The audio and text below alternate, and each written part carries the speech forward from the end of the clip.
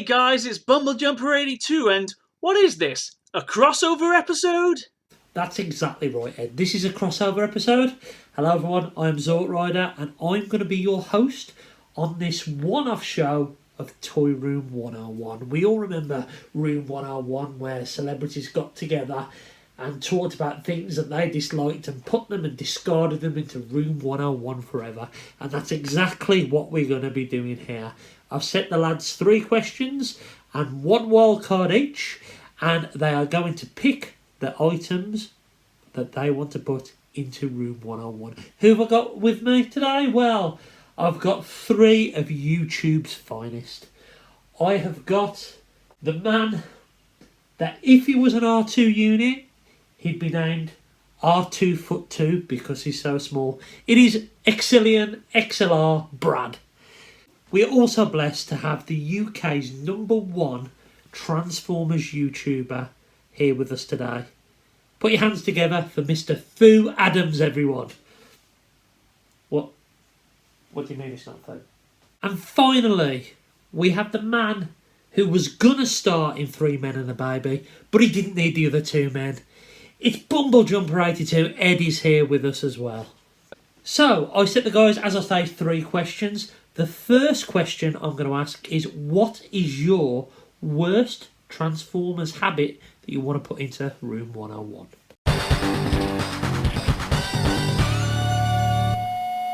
Gaps. Gaps, I don't see any. This shelf's fucking packed. No, the gaps exist only in there. Only you're keeping track. Last year, you were done with Prime. They released the best whenever. I went and bought mine. You thought you were done. No more Primes needed, you said. 2 days later, they announced one that was dead. Gaps, I bet you hate them, but secretly not, because it's those gaps that let you justify what you spend on new bots. You just want a complete collection. All the bots from the Ark, full 86 movie cast, including Wreck-Gar. Best pick up that obscure fuck. Best just in case knowing your luck. The Transformers checklist guy will be round for a look, ticking off your shit in his brown little book. He knows all the combiners, so get those limbs in the right place. If you haven't bought all the flipping Target Masters, he'll get right in your face.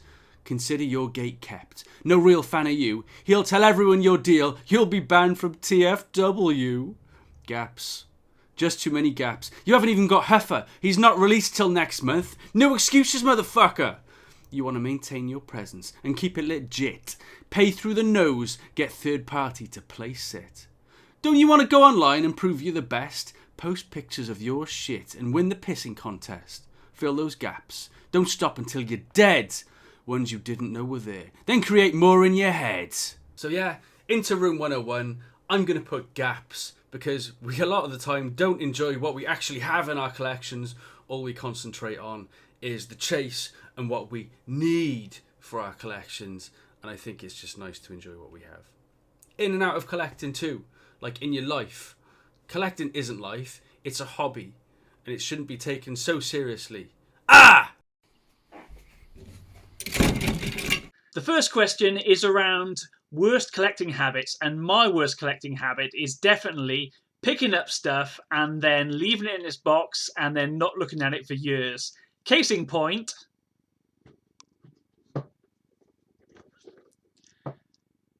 yeah, this Alpha Trion I bought in the Titans Return line is still in his box. I bought him 5 years ago, or maybe 6, and I keep meaning to get around to opening him, and he looks quite cool, but... Okay, when it comes to toy habits, I've got a lot that I'd quite like to put into my own personal Toy Room Hell 101. The obsessiveness, the untidiness. I mean, my toy room right now is yet again a mess, and I'm just always in this situation, it would seem, just stuff everywhere.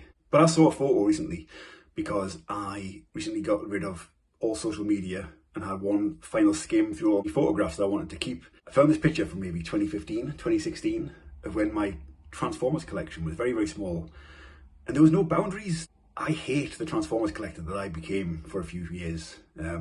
I sold pretty much every single robot in this photo, apart from the Masterpiece ones. And even some of those Masterpiece ones weren't good enough for me. Like Grimlock. I sold Grimlock to get the big KO Reximus Prime because he wasn't big enough. So yeah, just that snobby, weird era of I'm a masterpiece and third-party collector. Get in the bin, Dave. So that's a bit of a tough one. Brad wants to put gaps in our collections and not appreciating what we've got into Room 101.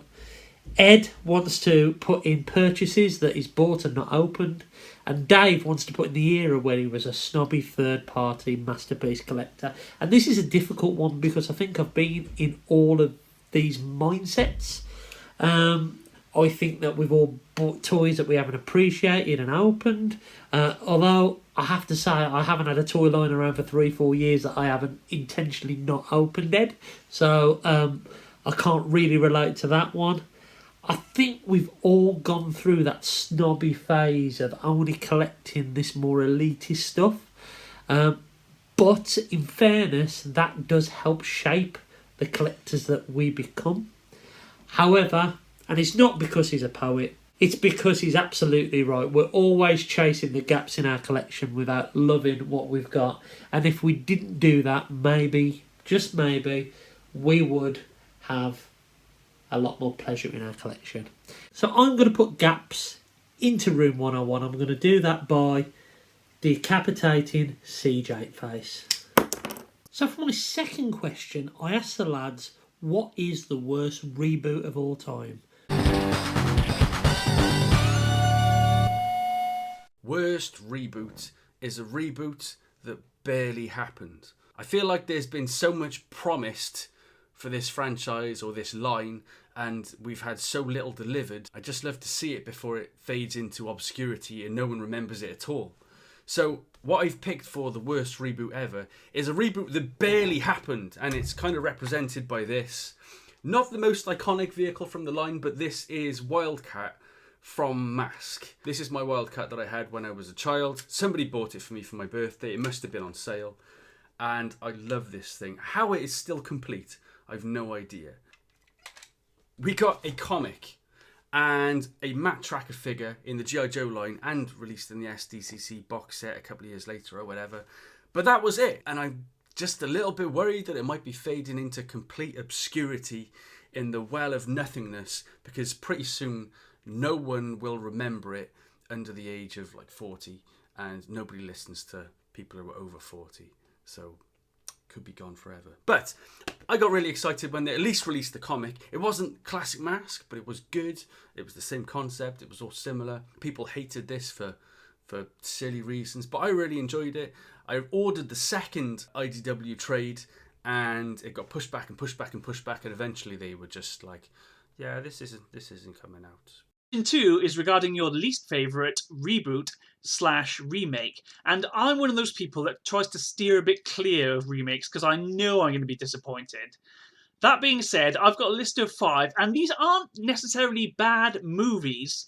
They're just not particularly good remakes. So of the ones I've chosen, Terminator Genesis, and I thought it was okay at the time, but then recently I saw Terminator Dark Fate, and then I realised that Terminator Genesis is rubbish. Ghostbusters 2016, and it's basically Bridesmaids with proton packs. And I like Bridesmaids, I like the cast, it's just not my Ghostbusters, sorry. Do you guys remember that Karate Kid that came out in 2010? And it wasn't karate, it was kung fu, and it had Will Smith's kid in it. Yeah, that wasn't great in terms of a Karate Kid movie. It was not a bad movie, but ugh. Okay, I might get a bit of abuse for this one, but Man of Steel, although I do like Henry Cavill as Superman, I think they just tried to reinvent the wheel with Man of Steel. And the original Superman by Richard Donner with Christopher Reeve is just so good. I was never going to enjoy Man of Steel that much. And finally, The A-Team. Do you remember The A-Team movie? I think it had Liam Neeson in it and Bradley Cooper. Yeah, that one very good. I think when you get to my age, reboots are inevitable and welcome, kind of, because even if it's brand new and they've changed all sorts, if you were there to enjoy the original series, book, game, toy line, whatever it may be, it could always rekindle something from that original one. So I don't want to be too down on reboots, because I see them as an opportunity to breathe life into something old and keep it going, or, you know, introduce a new audience to the old thing in a roundabout way. That being said, I'm going to have to pick The Rise of the Teenage Mutant Ninja Turtles Turtles has had many, many reboots, and if I'm honest, I've never really had an issue with the aesthetic of any of them until now. I mean, this might just be a sign of my age, but when I saw them, they reminded me of that Nickelodeon era, Powerpuff Girls, Dexter's Laboratory, where I kind of felt like I was getting too old for cartoons. Clearly not too old to buy toys though. But regardless of I probably wouldn't have watched the cartoon anyway. It's the toy line I have an issue with. Like, these things are just, they look awful. They're the worst looking Ninja Turtles ever, in my opinion, even including the Michael Bay ones. Like, I haven't seen the Michael Bay movies, but the toy line is okay. Like, I can look at those and almost link them back to Eastman and Laird. Like, they've got that dark, gritty kind of vibe. But yeah, they just look too wacky and ugly, but at the same time cute, and I just don't get it. The cartoon might be good, but it just is not for me. Cheers for that, lads. So, let's recap. Brad has picked Mask as the worst reboot ever, a franchise that has never really been rebooted. That probably makes sense in Wales. In addition to that, Ed, also from Wales, noticing a theme here, has picked every franchise ever to be rebooted in the history of time. So the first thing you need to remember, Ed, when I'm judging a quiz show, is that rule number one, you never diss anything that Arnie has been in. So he picked Terminator, he picked Ghostbusters, he picked the Karate Kid, he picked Teletubbies, I think he picked EastEnders, he picked the reboot of the Great British Bake Off. He never really got over missing Mary Berry. Never took to Prue at all. And I also realised from listening to what Ed had to say is that he prefers his Ghostbusters with a Willy. And finally, Dave. Now, Dave picked a franchise that has been rebooted a number of times. He picked the Teenage Mutant Ninja Turtles. And out of all the suggestions there, I'm going to have to go with Dave. I am not a fan. I'm all for reimagining and evolving characters, but I think this was a step too far. This was almost Thundercats Raw, this was. And which I think is probably one of the worst reboots of all time, in my opinion. So I think this time, Dave has won this. And we're going to put the Teenage Mutant Ninja Turtles remake into Room 101. So we're going to try and get this one into Room 101 by pressing this little button here. Let's see if it works. Help me, Obi-Wan Kenobi. You're my only hope. For those of you that don't know, Brad is a school teacher, and school teachers will tell you the most important thing to do is listen to the question and answer the question. So the question I asked this time is, what was your worst year in collecting?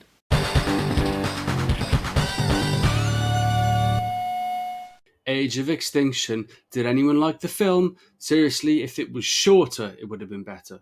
Let's have a look at the toys now. High Octane Bumblebee, give him a tickle. Not too bad. Drift, give him a tickle. Loads of weapon storage, not too bad. I think that's one of the only ones I've still got from this line. Bumblebee with his doilies was cack. Deluxe class, what's his name? Crosshairs, barely transformed. Different shades of perp, Slug and Strafe were just fairly cack, really, weren't they? Scorn was decent. Slash made Luffy really happy. And I don't know if I ever saw a snarl, but Slash made Luffy really happy.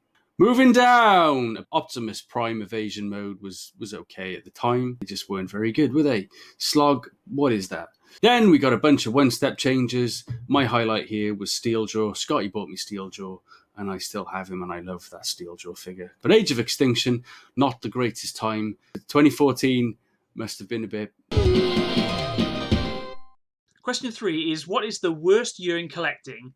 And every year I get something in my collection is a good year. But if you held a gun to my head, I'm going to go with 2011 because it was before Prime came out and it was when we had Dark of the Moon stuff in.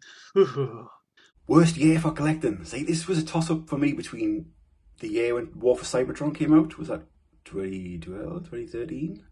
Just because those things were caught up in a horrible oil crisis and the price of plastic was mental, and Hasbro struggled, and the flimsiness, oh dear me, like that Jazz and that Bruticus, I still get flashbacks now. But I think I'm going to have to go to 2014, and that is when the Age of Extinction toy line came out. Now, I'll admit, I'm a casual fan of the B movies, but this toy line was delayed for so long, and I would force my wife to drive us to Toys R Us on pretty much every day off I had for maybe 3 or 4 weeks, and they were never ever there. And then when they did arrive, like, it just feels like the start of this weird era where there was so little paint on the toys. The engineering was cheap and nasty. Like, they were like legends almost. Like, the deluxes had arms on the inside of the car doors, and they had backpacks for days, and they just look cack. They look so bad. And I get that a lot of that is down to the complex designs from the movies not transferring well to toys. But when you look at what they did with Studio Series a few years later, like, these things suck. The Dinobots, they were all the wrong colour. That leader Prime, I mean, he's just got like half a truck hanging off his bum, you know what I mean? It's like, the whole thing just felt cheap and lazy, and I was so excited for it, and I was just so disappointed with the final products. But I don't want to be too down on it. I mean, I got a lot of Toby coffee breakfasts out of that, sitting over the road waiting for the Toys R Us to open. Man, I miss Toys R Us. Man, I miss shops. And I ended up meeting one of my best friends. My mate James worked there at the time, so there was some positive to come out of it. But those toys sucked, so 2014 should go in room 101 now. That's fair. In fairness, Brad did get there at the end. He did say right at the end that it was 2014 was the worst year. And that was because of the Age of Extinction toy line. One of the worst Transformers toy lines in history. Dave also jumped in, and after mentioning a few other years, he also settled on 2014 because of that Age of Extinction toy line. Now, Ed, it was a really quick response. I think he was still thinking about that reboot of the Great British Bake Off. I really think it really got to him, to be honest. But he picked 2011 because it was all before Transformers Prime.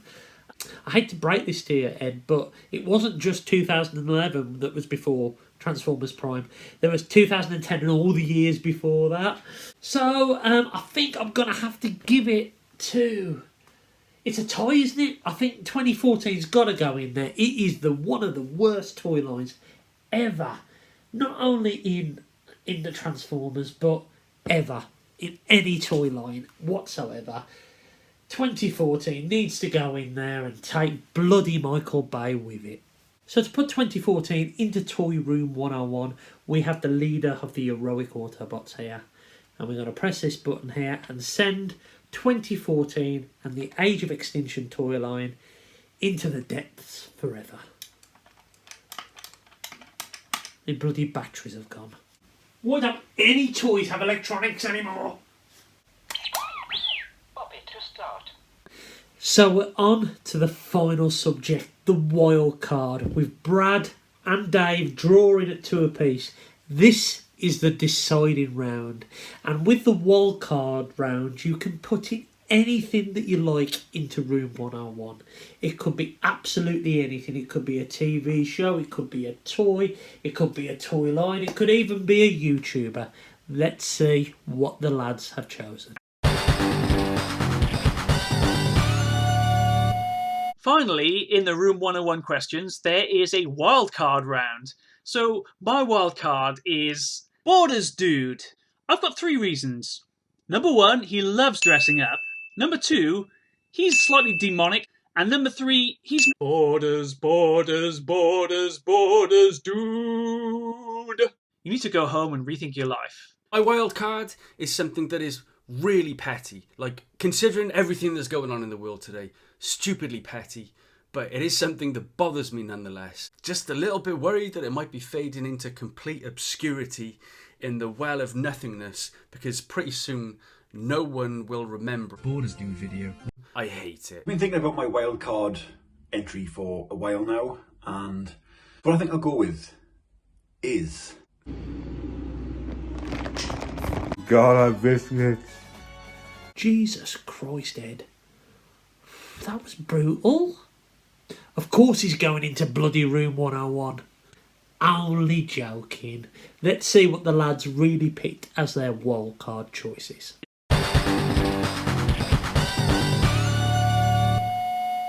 My wild card is something that is really petty. Like, considering everything that's going on in the world today, stupidly petty. But it is something that bothers me nonetheless. Kind of understand it from a cost-saving point of view. I hate it. This is Sunstreaker. He looks great. One of the main things about him that looks great is his big, shiny automobile rims for him to drive down the California highway, sipping some Kool-Aid and looking smooth. With a capital smooth. Then there's this. This is Big Rusty. This is Wagon Town. This is fodder. Mushroom pegs make £20 toys look like... Same line, same price point, massive difference. Mushroom pegs into Toy Room 101. I'm a big baby. Finally, in the Room 101 questions, there is a wildcard round. So my wildcard is, and this may apply to you, hopefully it doesn't. If you're a scalper, as in you're buying on toys not for you and then you're doubling the price and putting it on eBay, you need to go home and rethink your life. I've been thinking about my wildcard entry for a while now, and I didn't want to do something that was massively negative because I kind of feel like I've already been pretty negative with this. I mean, I guess that's the name of it. Room 101 is negative stuff, but you know, I try to be as light-hearted and cheery about it as possible. So what I think I'll go with is the toxicity that is harboured within our communities, whether it's Transformers, G.I. Joe, wrestling figures. I've seen it everywhere, every single forum, every single Facebook group. And I would just like to think that because of the year that we had last year, and let's face it, that it looks like we're going to continue to have this year, that we could all just try and not necessarily get on with each other, because I know that doesn't work. I've been part of toy communities for close to 10 years now, and there are cliques and groups that don't get on with each other. That's life. That isn't what I'm upset about here. What gets me is the purposeful bullying, negativity, and just flat out hate that people can spew onto each other because of their opinion on something as trivial as an action figure. I think as adults that collect action figures, we are already a very niche group of people. And if we don't respect, at least, see, we don't have to get on. If we don't respect each other, then, you know, we're fighting a losing battle here because we're already kind of outcasts. And to have that inner turmoil amongst each other is just so silly. So yeah, I would quite like to put the toxicity that does exist within our many fandoms into Toy Room 101. So the lads there pick some really, really gripping topics. So Ed braced the issue with people scalping and reselling items for double the cost, which impacts us all. Dave went into the depths of the psychological toxicity of being in a toy collecting community. And Brad doesn't like mushroom pegs on wheels. All three of them deserve to go into Room 101, but I can only choose one of them. Mushroom pegs, I can live with. I can move on with my life, even though they're not pretty, at least they're functional. When it comes to toxicity, there's toxicity everywhere, I suppose, not just in our toy collecting community. And we all need to build that barrier and not allow it to get to us as such. Just brush it off, because the problem's with them and not you. But I'm going to agree with Ed this time. I think scalpers do need to go into Room 101 because they are ruining collecting. So, scalpers are going into Room 101. Hasta la vista, baby. Well, Ed can hold his head pretty high, but unfortunately, he's going home in last place. But we still don't know a winner. We have Brad and we have Dave at 2 entries apiece going into Room 101, courtesy of them both picking 2014. But as it was said by Christopher Lambert in The Highlander, there can be only one. So in order to choose a winner, there'll be one more tie-break wildcard round. Tie? How exciting. Well, I want to win, so I'm going to go with a second wildcard choice of The current pre-order culture that comes with being a sad adult toy collector.